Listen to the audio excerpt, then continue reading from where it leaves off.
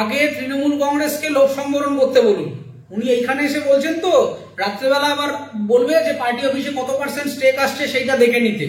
তৃণমূল কংগ্রেস তাহলে এই যে বলে সিপিএম কে বলে কৌটো নাচানো পার্টি, তৃণমূল কংগ্রেসের এত টাকা হলো কোথা থেকে, কে দিয়েছে টাকা?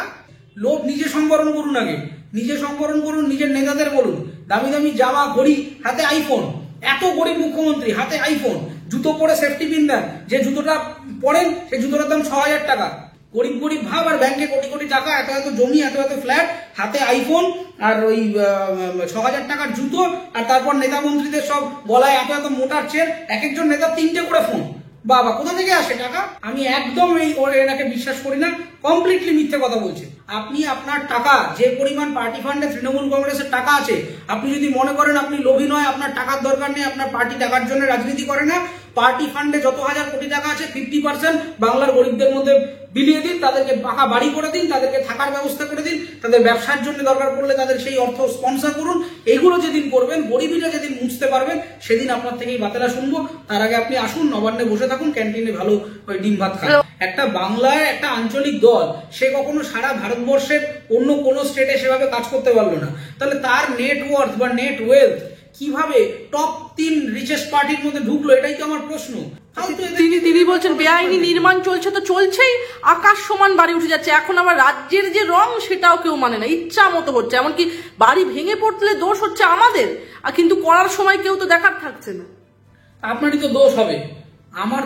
আমি তো যখন কোনো বাড়িতে যাবো, ওনারা ইন্টারেস্টিং কথা বলেছে যে দরকারে যারা এরকম বেআইনি কনস্ট্রাকশনে ফ্ল্যাটে যেসব যারা প্রসেস করে যাচ্ছেন তাদেরকে দিয়ে এফিডেভিট করিয়ে নাও যে সরকার দায়ী নয়। আরে তাহলে সরকার কি করবে? তাহলে হাওয়া খাবে, মাইনে নেবে, ট্যাক্সের টাকায় কনভয় করে কালো গাড়ি করে ঘুরে বেড়াবে আর হাত মারবে? এরকম দরকার নেই, নেমে বাসে করে যান। আমাদের ট্যাক্সের পয়সায় এইসব নাটকবাজি চলবে না। এদিক ওদিক খালি হেলিকপ্টার করে চলে যাচ্ছেন, সামান্য সামান্য এমপি বা 400টা না 500টা হেলিকপ্টার ক্যাম্পেইন করেছেন। কোথা থেকে আসে টাকাগুলো? দেশের মানুষের টাকা এই সমস্ত ইয়ার্কি ফাজলামি শুরু করেছেন। আপনাকে সরকারি ইমিউনিটি দেওয়া হচ্ছে, সরকার আপনি কাজ করবেন, গভর্নমেন্টটা চালানো মুখ্যমন্ত্রীর দায়বদ্ধতা, তার কাউন্সিল অফ মিনিস্টারদের দায়বদ্ধতা। আমার দায়বদ্ধতা কোথায়? পুকুর বোঝা হচ্ছে, আমি কি গিয়ে ওখানে দাঁড়িয়ে থাকবো? তাহলে মানুষের হাতে ছেড়ে দিন, ল অ্যান্ড অর্ডার তুলে দিন, বলে দিন যে না আমরা স্টেটে চাইছি না, এটার মতো মিলিটারি শাসন জারি করে, রাষ্ট্রপতি শাসন জারি করে দেওয়ার মতো অবস্থা তৈরি। তিনি রীতিমতো তার জেলা শাসক এবং অন্যান্য কর্মীদেরকে তিনি বলছেন যে সংযোজন তিনি করেছেন, আমি একদম কোট আনকোট বলবো, রাজ্যের মুখ্যমন্ত্রী বলছেন যে আমি বলবো আপনারা লোভ সংবরণ করুন, জীবন ধারণের জন্য যেটুকু দরকার সেটুকুতেই সন্তুষ্ট থাকুন, কিন্তু তা হচ্ছে না। আগে তৃণমূল কংগ্রেসকে লোক সম্বরণ করতে বলুন। উনি এইখানে এসে বলছেন তো রাত্রেবেলা আবার বলবে যে পার্টি অফিসে কত পার্সেন্ট স্টেক আসছে সেইটা দেখে নিতে। তৃণমূল কংগ্রেস তাহলে এই যে বলে সিপিএম কে বলে কৌটো নাচানো পার্টি, তৃণমূল কংগ্রেসের এত টাকা হলো কোথা থেকে, কে দিয়েছে টাকা? কোথা থেকে এসেছে আপনাদের এত এত নেটওয়ার্ক যে এত রিচেস্ট পার্টি হয়েছে? আপনাদের লোক খুব কম। আপনারা তাহলে এত বড় বড় ক্যাম্পেইন অর্গানাইজ করেন কি করে? গরিব পার্টি, অনেক আঞ্চলিক দল ইন্ডিপেন্ডেন্ট ভাবে অনেক তো লড়ছে, তাদের তো পকেটে পয়সা নেই, অনেক ছোট ছোট দল আছে, সারা ভারত জুড়ে আছে। আপনারা এত লাফালাফি করছেন কি করে? কোথায় কোথায় হেলিকপ্টার ভাড়া করে এখান থেকে ওখান থেকে যান কি করে? অনেক গরিব রাজ্যের, অনেক গরিব দেশের মুখ্যমন্ত্রী আছে যারা পারে না। কনভয়ের সংখ্যা কমান। আপনি তো বলছেন যে আপনার নাকি এ হচ্ছে ওই হচ্ছে, নেতাদের ইমিউনিটি কাট করুন। এই মানে সাধারণ নেতা, সে এন্টাইটেলডই নয়, রাজ্যের কনভয় করে যাচ্ছে। কে মশাই আপনি?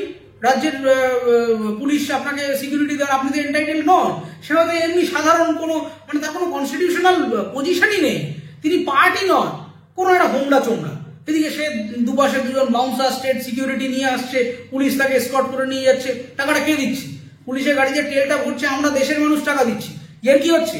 কে না কে নেতা সে পুলিশের কনভয় করে যাচ্ছে, ওর যোগ্যতা কি?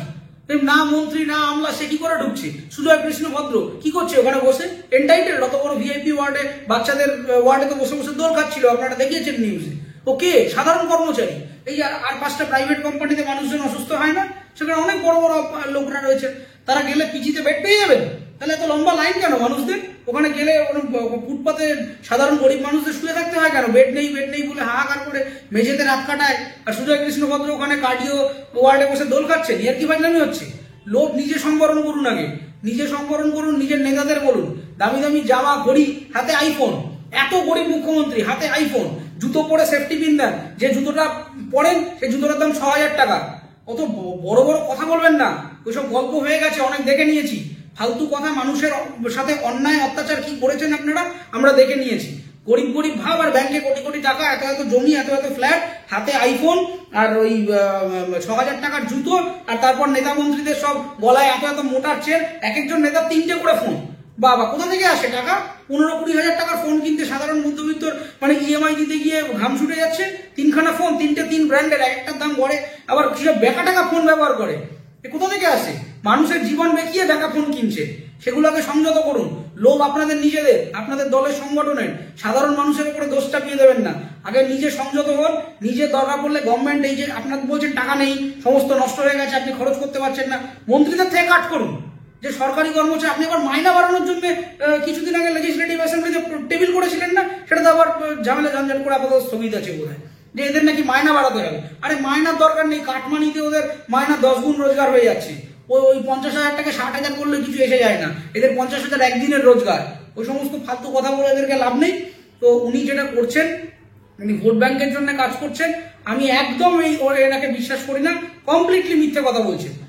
আমি তখনই বিশ্বাস করব যখন যার যার নাম বলেছেন, যে যে ওয়ার্ডের নাম বলেছেন, সেখানকার লোকেদের ধরবেন, ধরে সাসপেন্ড করে দেবেন, জেলে করে দেবেন, মামলা প্রসিড করবেন, যা আছে সেটা করবেন, তারপরে বুঝে নেবো। না হলে এই ফালতু কথা আমি শুনতে চাই। আর আরো একটা কথা তো বলতেই হয়, তিনি রাজ্যের পুলিশ, যে পুলিশের ভূমিকা নিয়ে বারংবার প্রশ্ন উঠে এসেছে, যে সেই পুলিশকেও তিনি ছাড়ছেন না, পুলিশকেও কার্যত হুঁশিয়ারি দিয়েছেন রাজ্যের মুখ্যমন্ত্রী। তিনি বলছেন পুলিশের লোভ বেড়ে গিয়েছে আজকাল, গরিব হকারদের থেকে চাঁদা নিচ্ছে। মনে রাখবেন, আমার দল টাকা চায় না, তাই পুলিশকে ইন্ধন দিতে দেখা যাবে, তাকে সঙ্গে সঙ্গে সরানো হবে। যে সমস্ত পুলিশ আধিকারিকদের দেখা যাবে তাদের উদ্দেশ্যে তিনি বলছেন কাউকে ছাড়বো না। বেআইনি কিছু হলে টাকা চান না তো, ঠিক আছে, ওনার পার্টি ফান্ডে যে টাকা আছে তার 50% বলুন বাংলার গরিব মানুষদের বিলিয়ে দিতে।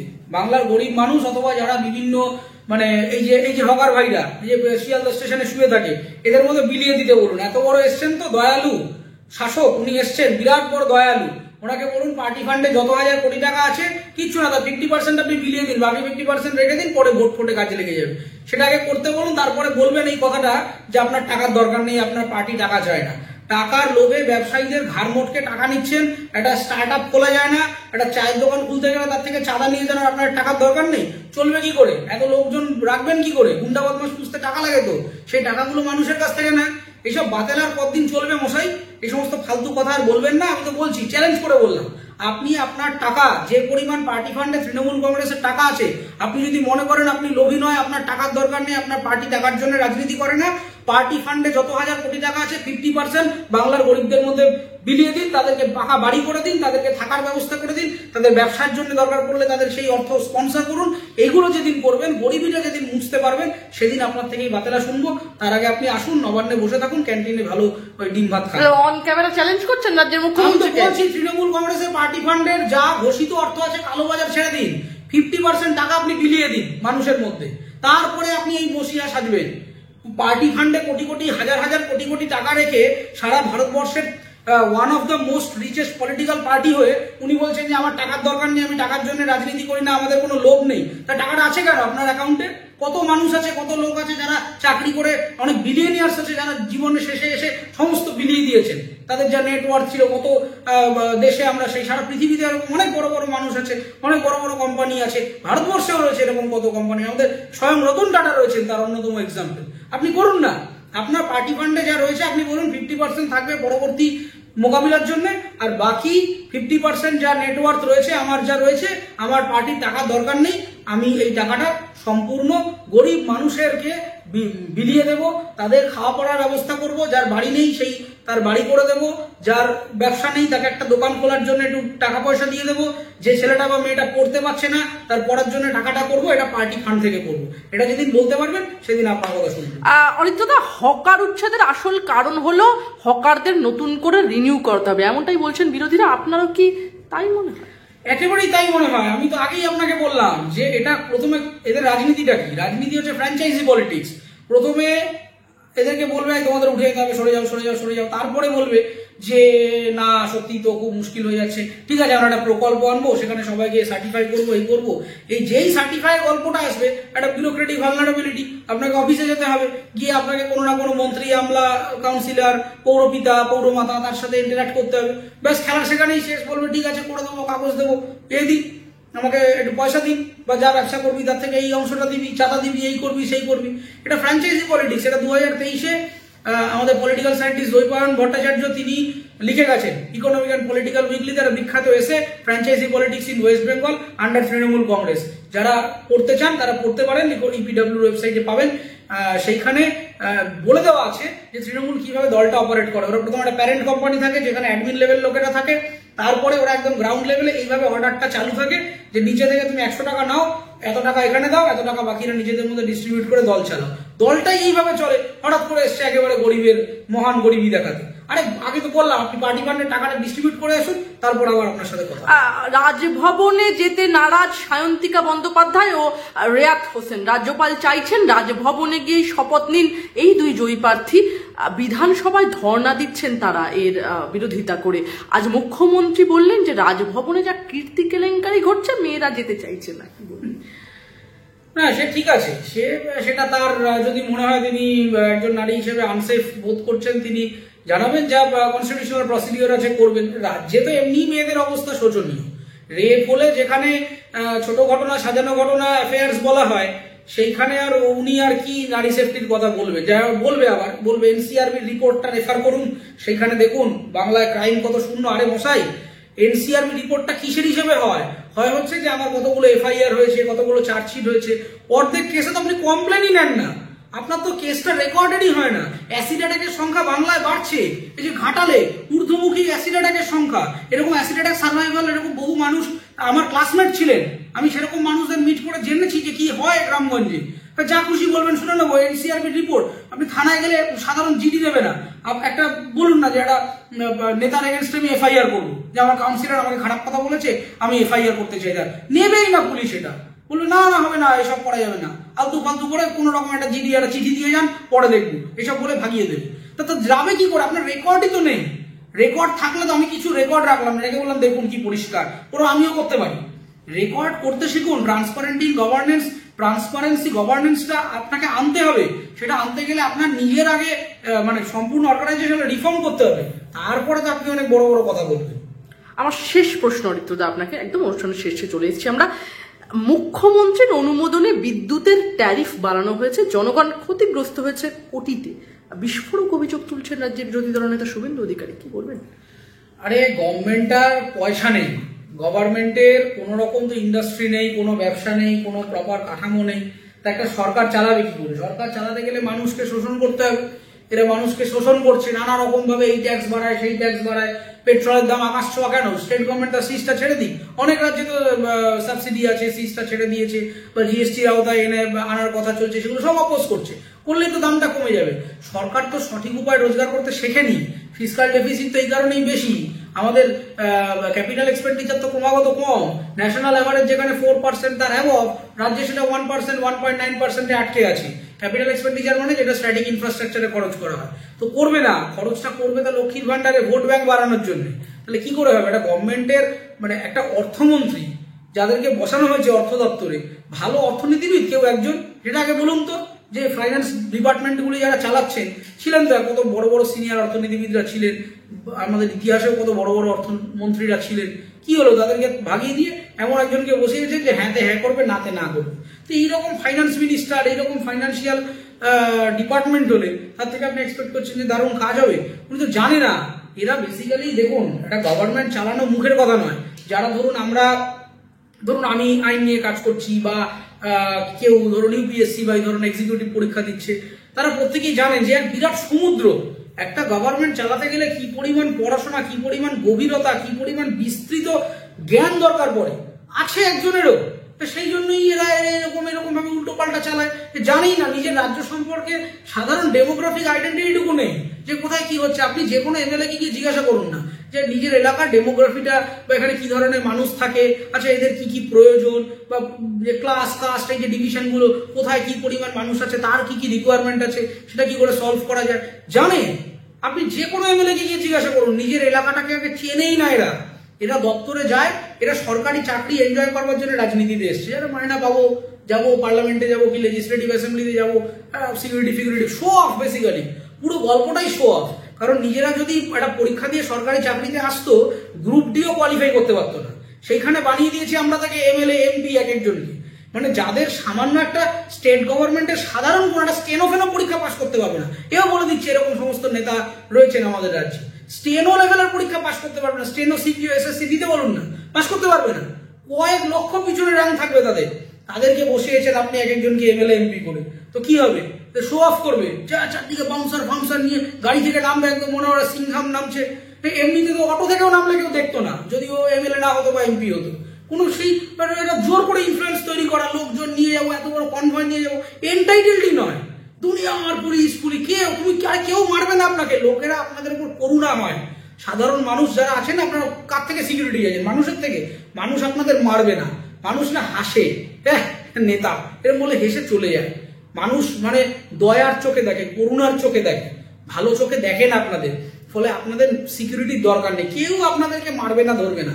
আপনারা নিজেদের সিকিউরিটি ছাড়ুন, নিজেরা যে সরকারি এক্সপেন্ডিচার করছেন সেগুলো কমান, নিজেদের মায়নাগুলোকে ছেড়ে দিন, বা আপনারা এত সব এক একজন বড় বড় দয়ালু হয়েছে, নিজেদের যা ফান্ড আছে সেটা ডিস্ট্রিবিউট করে দিন। না, যদি না করতে পারে তাহলে দয়ালু সাজবেন না, বলবেন যে হ্যাঁ ঠিক আছে, নিজে আর্ন করেছি, নিজের জন্য রয়েছে। যারা করতে পারি না আমরা বলে দিচ্ছি না, আমরা তো সাধু সন্ন্যাসীদের মতো ত্যাগ তিতিক্ষা করতে পারবো না, আমরা স্বার্থপর আলটিমেটলি বলে দিন সেটা। কিন্তু সাজছেন একেবারে দয়ালু রবিনহুড, আর এসে তারপরে পাশের ঘরে কানে ফিস করে বলছেন ওই বাক্সতে টাকাটা দিয়ে যান, সই করে দেবো।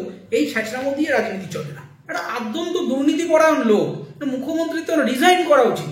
উনি মানে গভর্নমেন্টকে সম্পূর্ণ ফেল করে দিয়েছেন, budget failure, social policy failure, সংগঠনের হিসেবে ফেইলিয়ার, সংগঠনের মধ্যে নিজস্ব মারামারি। যাদবপুরে 2 কাউন্সিলর একে অপরের মধ্যে মারামারি করছেন, তারা একটু বিরোধী নন, তারা তৃণমূলের অংশ, অথচ তারা বলছে যে আমি এটা নাকি বেনজল। আরে বেনজলকে তুমি টিকিট দিয়েছো, একটা বাইরের লোক ঢুকছে, তুমি তাকে টিকিট দিয়ে জেতাচ্ছ, জেতানোর পরে তারপর তারা নিজেদের মধ্যে দ্বন্দ্বে জড়িয়ে পড়ছে। আসলে যারা তৃণমূলটা করে এখন, মোটামুটি যারা ক্ষমতায় আছে, তারা তৃণমূল কেউ আদর্শের জন্য করে না, তারা তৃণমূলটা করে হচ্ছে ধান্দার জন্য।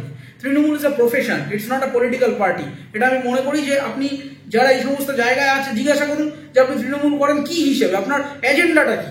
আপনি সিপিএম কে জিজ্ঞাসা করলে তারা বলতে পারবে যে আমি এই আদর্শ নিয়ে কাজ করছি। বিজেপি কে বললে সে হয়তো ধর্মের কথা বলবে, কি গ্লোবাল হিউম্যানিজমের কথা বলবে, বা যাই হোক সে তার একটা কথা বলবে। আপনি কংগ্রেসকে বললে সে সোশ্যাল ওয়েলফেয়ারের কথা বলবে, কিংবা সে হচ্ছে ন্যাশনালিজমের কথা বলবে। আপনি তৃণমূলকে জিজ্ঞাসা করবেন, বলতেই পারবে না। এরা হচ্ছে সব জায়গা থেকে ধার করে, এর থেকে একটু ন্যাশনালিজম নেব, এর থেকে একটু সোশ্যালিজম নেব, এর থেকে একটু ধর্মীয় মেরুকরণ নেব, সবগুলোকে নিয়ে একটা নিজের একটা প্যাকেজ তৈরি করবো, যেই প্যাকেজটা কমপ্লিটলি প্লাজিয়ারাইজ, সবার থেকে একটু একটু করে ধার করে নেওয়া, নিজস্বতা কিচ্ছু নেই। কারণ এদের বেড়ে ওঠাটাই তো নিজস্বতা নয়। একটা নতুন আদর্শ বা নতুন মুভমেন্টস থেকে তৈরি হতে গেলে নিজস্ব আইডিওলজিক্যাল ব্যাকবোন দরকার। কংগ্রেসের সাথে বেড়ে উঠলেন, কংগ্রেসকে পাত্তা দিলেন না, তবে সেখান থেকে ডেভিয়েট করে এসে নিজে একটা দল তৈরি করলেন, নাম দিলেন তৃণমূল কংগ্রেস, যার না আছে কোনো পলিসি লেভেল চিন্তা ভাবনা, না আছে কোনো গভর্নেন্স লেভেল চিন্তা ভাবনা। আপনি মুখ্যমন্ত্রীর ইন্টারভিউ করুন, করে জাস্ট জিজ্ঞাসা করুন যে আপনার তো অলমোস্ট রিটায়ারিং ফেজ হয়ে গেল, আপনি তো আর একটা ইলেকশন লড়বেন, আপনি আগামী 20 বছরে বাংলাকে কোন জায়গায় দেখতে চান, কিভাবে দেখতে চান। আজগুবি গালগল্প দেওয়া ছাড়া একটা কোয়ান্টিটেটিভ মেট্রিক্স উনি দিতে পারবেন না, এই বিষয়ে আমি নিশ্চিত। তার কারণ উনি ওনার মানে মুখ্যমন্ত্রীত্বে অন্তত 13-14 বছর পার করে দিয়েছেন। খালি মঞ্চে উঠে বলেন আমার কাছে 10 লক্ষ চাকরি রেডি আছে, আমার কাছে 30,000 চাকরি রেডি আছে। সব আদালত করতে দেয় না, বিরোধীরা করতে দেয় না, এই করতে দেয় না, সেই করতে দেয় না। গভর্নমেন্টের কাছে এনর্মাস রিসোর্স রয়েছে। আমার যদি এখান থেকে মামলা হয়, আমি দরকারে ক্যাবিনেটের মাধ্যম দিয়ে আমি দরকার পড়ে আলাদা পোস্ট ক্রিয়েট করতে পারি, পোস্ট ক্রিয়েট করে লোক নিতে পারি। তাও যদি না পারি, আমি প্রজেক্ট ভিত্তিক লোক নিতে পারি। এই সমস্ত অপশন অ্যাডমিনিস্ট্রেটিভ জুরিসপ্রুডেন্সের মধ্যে রয়েছে। তাহলে একমাত্র দুর্নীতি পরায়ণতা এবং কারাপশনই লক্ষ্য এই গভর্নমেন্টের, এটা বলছেন অন ক্যামেরা? শুধু লক্ষ্য না, এরা লক্ষ্য পূরণও করে ফেলেছে, এরা লক্ষ্য ভেদ করে ফেলেছে। আর সেই জন্যই তো এইরকম কোটি কোটি টাকা। একটা বাংলায় একটা আঞ্চলিক দল, সে কখনো সারা ভারতবর্ষের অন্য কোনো স্টেটে সেভাবে কাজ করতে পারলো না। তাহলে তার নেটওয়ার্থ বা নেট ওয়েলথ কিভাবে টপ 3 রিচেস্ট পার্টির মধ্যে ঢুকলো, এটাই তো আমার প্রশ্ন। বাংলার যেখানে নিজস্ব অর্থনৈতিক অবস্থা দুর্বল, বাংলার নিজস্ব বড় শিল্প নেই, বড় বিনিয়োগকারী নেই, বড় ব্যবসা নেই, তাহলে কারা কিভাবে টাকা দিচ্ছে? আজকে ধরুন বিজেপি একটা ন্যাশনাল পার্টি, ঠিক আছে, আপনি বলতে পারেন যে এই গুজরাট থেকে যা বলে আর কি, আম্বানি আদানির থেকে টাকা নেয়, ঠিক আছে মানলাম, গুজরাটিদের তোষামত করে টাকা নিচ্ছে।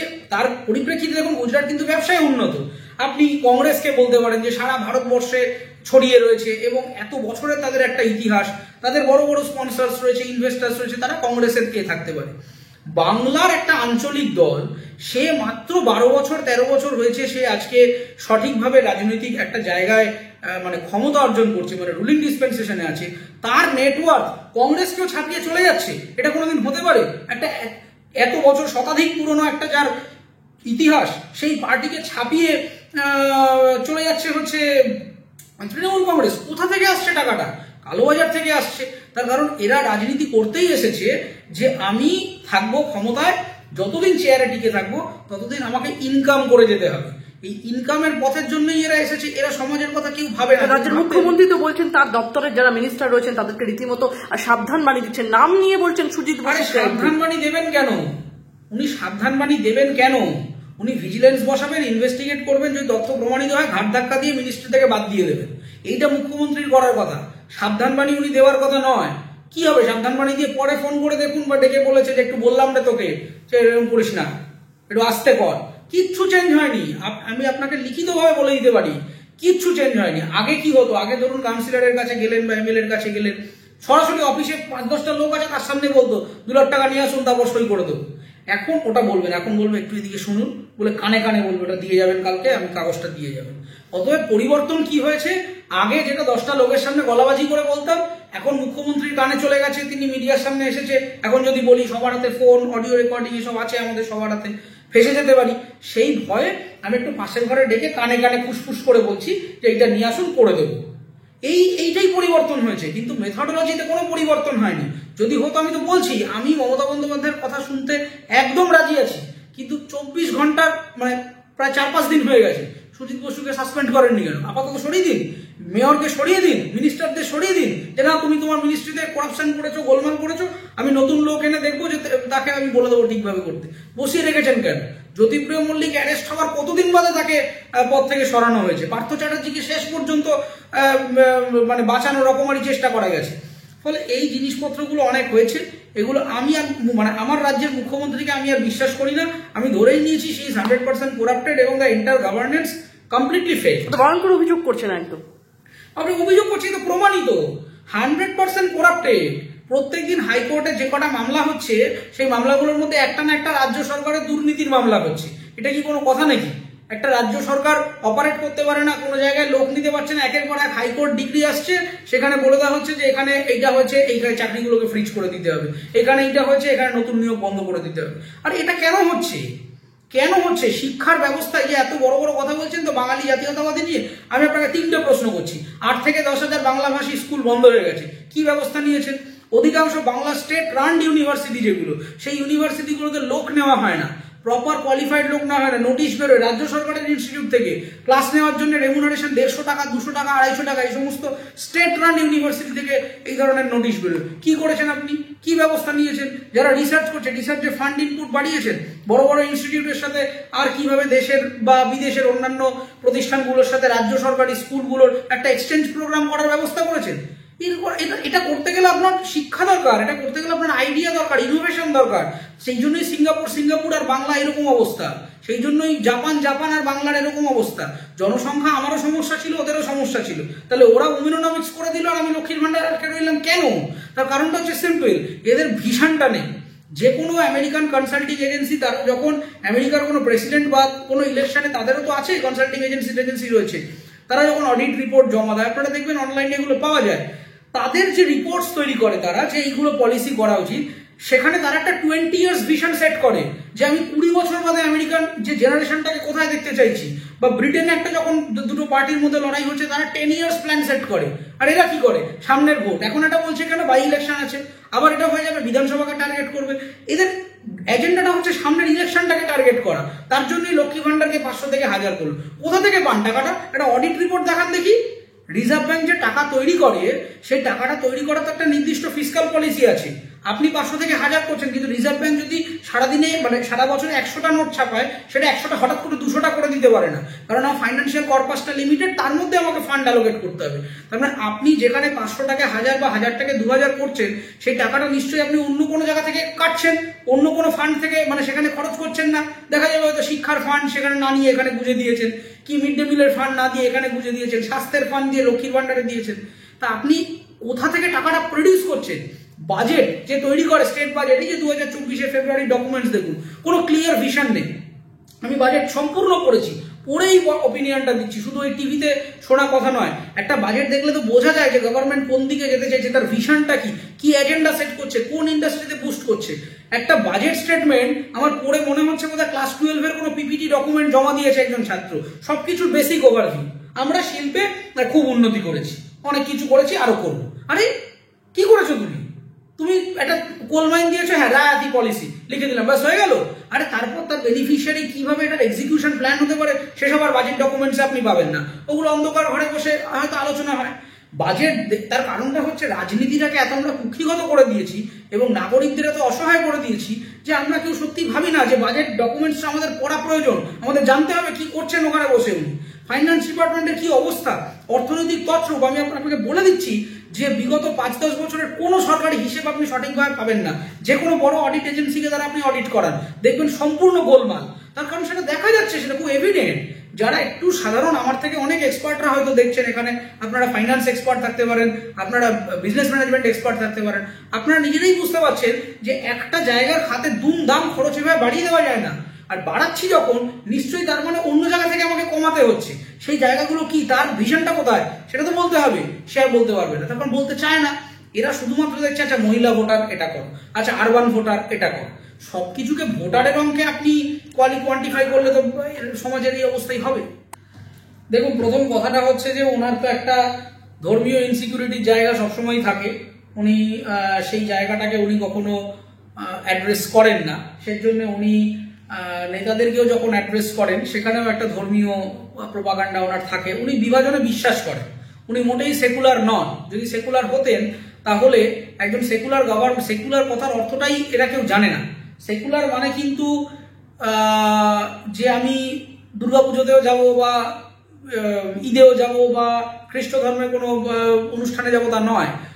সেকুলার কথার অর্থ হচ্ছে স্টেট কখনো সরাসরি কোনো রকম ধর্মীয় সাবজেক্টের মধ্যে ইন্টারফেয়ার করবে না। কিন্তু আনফর্চুনেটলি আমাদের রাজ্যে ধর্মটাকেই তো সব থেকে বড় রাজনৈতিক ব্যবসা করে নিয়েছি আমরা। সেই জন্যই তো বিভিন্ন দলগুলোর মধ্যে ধর্মীয় বিভাজন। আমরা মানুষকে ডিসক্রিমিনেট করেই দেখি, আমাদের পলিসি লেভেল থেকে আমরা ডিসক্রিমিনেট করি। কে কোন জাতি, কে কোন কাস্ট, কে কোন ধর্ম, তার ভিত্তিতেই বিভাজন করা হয়। যদি কেউ বলে যে আমার রাজ্যের পলিসি বা দেশের পলিসি অ্যাকচুয়ালি ইউনানিমাসলি সমস্ত সবার জন্য, সম্পূর্ণ মিথ্যে কথা বলছে। আমাদের পলিসি লেভেল থেকে ডিসক্রিমিনেশনটা শুরু হয়। এবং উনি রাজারহাট ফাজারহাট নিয়ে কথা বলছেন, তো আপনি লিখে নেবেন যে মেটিয়া ব্রুজ বা এই যে জায়গাগুলো বাক্সার কাজ, এগুলো কেন হচ্ছে না। রাজাবাজারেও আলটিমেটলি, রাজারহাটেও আলটিমেটলি কিছু হবে না। উনি শুধুমাত্র আরবান পপুলেশনকে টার্গেট করছেন। আবার যখন ওনার মনে হবে যে সংখ্যালঘু ভোটারদের টার্গেট করার কথা, তখন হয়তো আবার সেখানে গিয়ে বলবেন যে আমি এইটা ঠিক করে দেবো। কিন্তু উনি কিছুই ঠিক করবেন না। আমি তো বলছি, আচ্ছা অনেকেই আপনারা বলেন যে সংখ্যালঘুদেরকে তোষামত করছেন, বা সোজা ভাষায় মমতা বন্দ্যোপাধ্যায় ইসলাম সম্প্রদায়ের মানুষদের তোষামত করছেন। আমি আপনাকে অমর্ত্য সেনের 2016 যে রিসার্চ, সেটা রেফার করতে বলবো। আপনি দেখবেন অধিকাংশ গ্রাম এবং মফস্বলের ইসলাম সম্প্রদায়ের মানুষ বিলো দ্য পভার্টি লেভেল রয়েছেন, যাদের মাসিক রোজগার 5,000 কিংবা 2,500 টাকার নিচে। এটা অর্থনীতিবিদদের গবেষণা বলছে যে ইসলাম সম্প্রদায়ের মানুষদের অর্থনৈতিক উন্নয়ন হয়নি। এটা আমি বলছি না, এটা গবেষণা বলছে, এটা ডেটা বলছে। তার মানেটা হচ্ছে যে ধর্মের অন্ধত্বের মধ্যে দিয়ে আমরা ইসলাম সম্প্রদায়ের মানুষদের ভুল বোঝাচ্ছি। আমরা তাদেরকে আসলে তাদের যে সমস্যা, যে একটা মানুষকে মাইনরিটি কেন বলা হয়, সংখ্যায় মাইনরিটি, এবং সংখ্যায় মাইনরিটি মানেই হচ্ছে তুমি যা যা তোমার যে প্রিভিলেজ পাওয়ার কথা, তোমার যে ইকুয়ালিটি পাওয়ার কথা, শিক্ষায় হতে পারে, স্বাস্থ্যে হতে পারে, চাকরির জায়গায় হতে পারে, সেই জায়গায় তোমাকে আমি সমান স্পেস দেবো। সেইটা দেওয়ার জন্যই তো মাইনরিটিদের জন্য এত রিজার্ভেশন হয়েছে। আচ্ছা, রিজার্ভেশন হয়েছে 2017 সরকারি ডকুমেন্টসগুলো দেখুন, অনেক জায়গায় ওবিসি ক্যাটাগরির যে পোস্ট সেগুলো ফাঁকা পড়ে আছে, লোক নেওয়া হয়নি, সব 0-0-0 এরকম লেখা, কোথাও একটা কোথাও দুটো, বাকি অনেক জায়গায় শূন্য, সরকারি দপ্তর। তাহলে আপনি যাদেরকে ওবিসি বলছেন, আপনি যাদেরকে এসসি এসটি ইত্যাদি বলছেন, আপনি যাদেরকে মাইনরিটি বলে তাদেরকে আপনি আলাদা করে বলছেন যে আপনি তাদের জন্য খুব ভাবছেন, আপনি তাদের অ্যাকচুয়ালি কি করেছেন, তাদের আসলে ভার্টিক্যাল ডেভেলপমেন্ট হয়েছে কি? আমরা তো তথ্য দেখে দেখতে পাচ্ছি কিছুই হয়নি। তার মানেটা হচ্ছে ভোটেরই উনি বিভাজনের খেলাটা শুরু করছেন। এই এবার একটা হিন্দু মুসলমান, আমাদের যে ইউনিটি নষ্ট হবে। আসলে মমতা বন্দ্যোপাধ্যায় চান মানুষের মধ্যে হিংসা হোক, আসলে উনি চান মানুষে মানুষে বিভাজন হোক। সেই জন্যই কিন্তু আপনি দেখবেন যখন রাম মন্দির তৈরি হলো, যে রাম মন্দির যখন 26শে জানুয়ারি বোধহয় যদি ভুল না করে, না 22শে জানুয়ারি, কবে একটা জানুয়ারি মাসে যখন, 22 তারিখে, হ্যাঁ 22শে জানুয়ারি যখন রাম মন্দিরের অনুষ্ঠানটা হয়, অনেক স্টেট আছে যারা মনে করেছিল রাম মন্দিরে বিজেপি রাজনীতি করছে। ফাইন, হতেই পারে, আপনার ওপিনিয়ন থাকতে পারে। অনেক স্টেট, এমনকি দক্ষিণ ভারতেও, তারা কিন্তু অনেকেই এটাকে কমপ্লিটলি ইগনোর করে গেছে। তারা তাদের মতো রোজকার জীবনযাপন করেছে। তারা যেভাবে আর 5টা দিন থাকতো জানুয়ারি, সেই দিনটাতেও তারা সেভাবে থেকেছে। মমতা বন্দ্যোপাধ্যায় হঠাৎ করে কি করলেন, সেই দিনকেই একটা ঐক্যের মিছিল বার করলেন। কেন? এখানে কি বলা হয়েছে নাকি হিন্দু, মুসলমান, খ্রিস্ট, জৈন তারা আলাদা? কোনোদিনই আলাদা ছিলাম না। বাংলার মুসলমানদের সাথে হিন্দুরা অত্যন্ত গুরুত্বপূর্ণভাবে সম্পৃক্ত হয়ে আছেন এবং ইতিহাসে দীর্ঘদিন ধরে হয়ে আছে। তার জন্য কোনো নেতার বক্তব্যের দরকার নেই। আমরা প্রত্যেকে এখানে একজন আরেকজনের উৎসবে যাই। আমাদের পার্ক স্ট্রিটে একটা খ্রিস্ট ধর্মের অনুষ্ঠান হলে হিন্দু মুসলিম সবাই আমরা আনন্দে মেতে উঠি। দুর্গাপুজোয় কিংবা ঈদে সবাই আমরা উৎসবে মেতে উঠি। আমাদের ধর্মীয় ডিভোশনের পদ্ধতি আলাদা হতে পারে, আমাদের ইনস্টিটিউশন আলাদা হতে পারে, কিন্তু উৎসব, আমাদের যে ট্রেনে বাসে আমরা কি একজন মুসলমানের পাশে বসি না? আমরা কি একজন খ্রিস্টানের সাথে এক রেস্তোরাঁয় বসে খাই না? নিশ্চয়ই খাই। কিন্তু এটা নেতারা দেখতে পাচ্ছেন না, যেই বাবা মানুষ একসাথে থাকছে। কারণ আপনি ওই ছোটবেলায় ওই ইসবের গল্প টল্প পড়তাম না, যে একজন বাবা ছেলেদের শিখিয়েছিল যে একটা লাঠি চট করে ভেঙে দেওয়া যাবে। যখন আপনি 4-5টা লাঠি গুঁজে সেটাকে একটা মোটা বাঞ্চ অফ স্টিক করে দেবেন, আপনি সেটাকে ভাঙতে পারবেন না। আমি যদি আমার মুসলমান ভাই, খ্রিস্টান ভাই, জৈন ভাই, পার্সি ভাই তাদের সাথে একসাথে থাকি, তাহলে আমাদেরকে তো মচকানো যাবে না, আমাদের ভেঙে ফেলা যাবে না। সেটা তো নেতাদের জন্য বিপদ। রাজনীতি করবেন কি নিয়ে? সেই জন্য আস্তে আস্তে একটা একটা করে কাঠিকে সরিয়ে দিচ্ছে, আমাদের একা করে দিচ্ছে, দিয়ে যাতে দুমদাম একে একটু মুচকে দেওয়া যায়, তাকে একটু মুচকে দেওয়া যায়। আমাদের নাগরিকদের এবার বুঝতে হবে যে ধর্ম কখনোই, ধর্ম আমার প্রাইভেট অ্যাফেয়ার্স। আমি কোন শিবকে মানবো না, দুর্গাকে মানবো না, আল্লাহকে মানবো না, গণেশকে মানবো না, জিসাসকে মানবো, সেটা আমার ব্যাপার। একজন নেতা বলতে পারে না সেটা, যে আমি কি খাবো, আমি কি করবো, সেটা বলতে পারে না। কিন্তু এটা কেন বলছে? এটা বলে আপনার মনে আশঙ্কা তৈরি করছে, আপনার মনে বিভাজন তৈরি করছে, যাতে আপনি পাশের বাড়ির হিন্দু বা মুসলমান ভাইটির সাথে কথা না বলেন, ওকে ভাবেন যে ও আপনার শত্রু। ও আপনার শত্রু নয়। আপনার যদি সত্যি কেউ শত্রু হয়ে থাকে না, সেটা হচ্ছে রাজনীতিবিদরা। এরাই আমাদের মধ্যে আসলে ওই কাঠিগুলোকে একটা একটা করে সরাচ্ছে। ফলে আমি অনুরোধ করব যে এদের এই ফাঁদে পড়বেন না। এরা ভয়ঙ্কর একটা ফাঁদ তৈরি করেছে আমাদের রাজ্যে, যে মানুষকে আলাদা করে দাও, অসহায় করে দাও, দিয়ে তারপরে নিজেদের আখের গুছিয়ে নিয়ে বেরিয়ে চলে আসো। নিজেরা ইউনাইটেড থাকুন শেষ দিন পর্যন্ত, দেখবেন কোনো নেতা কিছু করতে পারছে না।